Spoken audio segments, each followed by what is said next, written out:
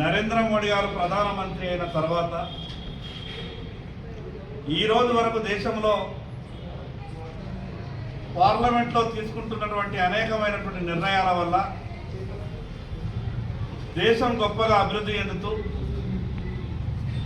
ప్రపంచానికే నాయకత్వం వహించే దిశగా ఈరోజు భారతదేశం ప్రయాణం చేస్తున్నది. దానిలో భాగంగా గతంలో 4 స్లాబులుగా ఉన్నటువంటి జిఎస్టీ ఈరోజు 2 స్లాబులుగా చేసి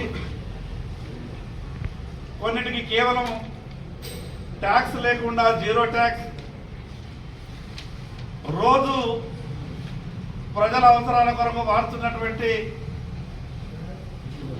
నిత్యావసర వస్తువులపై దాదాపు 5%, మరికొన్నిటి మీద 18%, ఈ రకంగా దాదాపు దేశం మొత్తం మీద కూడా ఈరోజు జిఎస్టీని తగ్గించి పేదవాళ్లకు ఇంకా కొనుగోలు శక్తిని పెంచే విధంగా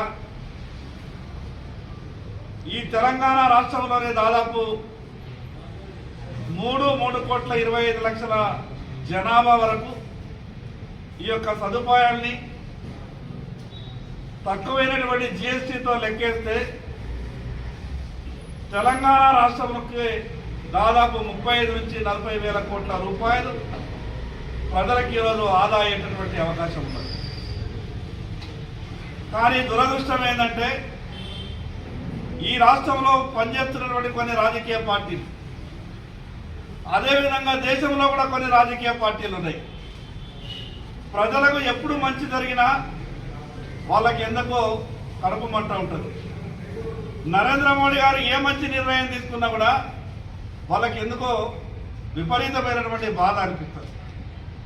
గతంలో జిఎస్టీ అనేది ఈ దేశంలో అమలు కావాలని, దాని ద్వారా ట్యాక్సీకరణ సరళీకృతమవుతుంది, ఒక రాష్ట్రం నుంచి మరో రాష్ట్రానికి సరుకులు కొన్నా అమ్మినా కూడా ఏ ఇబ్బంది లేకుండా గొప్ప అవకాశం అని జిఎస్టీ బిల్లు తీసుకొస్తే, ఒక పక్కకేమో ఆ జిఎస్టీ గతంలో మేమే ప్రయత్నం చేసినాం, దీంట్లో మోదీ గారి గొప్పతనం ఏమని లేదని మాట్లాడింది.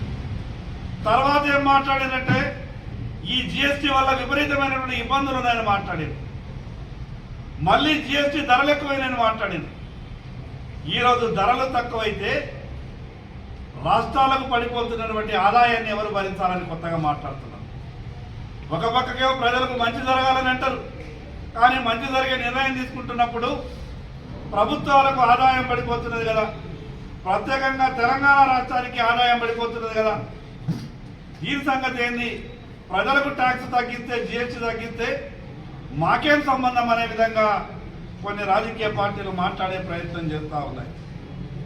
ఈరోజు రోజు వాడుకునేటటువంటి లేదా ఆహారానికి సంబంధించినటువంటి విషయాలు కావచ్చు, డైరీ ఉత్పత్తులు కావచ్చు, దినంలో వాడుకునేటటువంటి దాదాపు ప్రతి వస్తువు మీద కొన్నిటి మీద ట్యాక్సే లేదు, కొన్నిటి మీద 5%, కొన్నిటి మీద 18%. ఈరోజు ప్రత్యేకంగా ఇల్లు కట్టుకునేటటువంటి వాళ్ళకైతే ఒక గొప్ప అవకాశం వచ్చింది. గతంలో సిమెంటు, అదేవిధంగా ఇంటికి వాడుకునేటటువంటి చాలా వస్తువుల మీద దాదాపు 18, 28 ట్యాక్స్ కొన్నిటికి ఉండే, కొన్నిటికి 18 ట్యాక్స్ ఉండే. ఈరోజు 5% ట్యాక్స్కి వచ్చింది, కొన్ని వస్తువులకు మాత్రమే 18% ట్యాక్స్ ఉన్నది.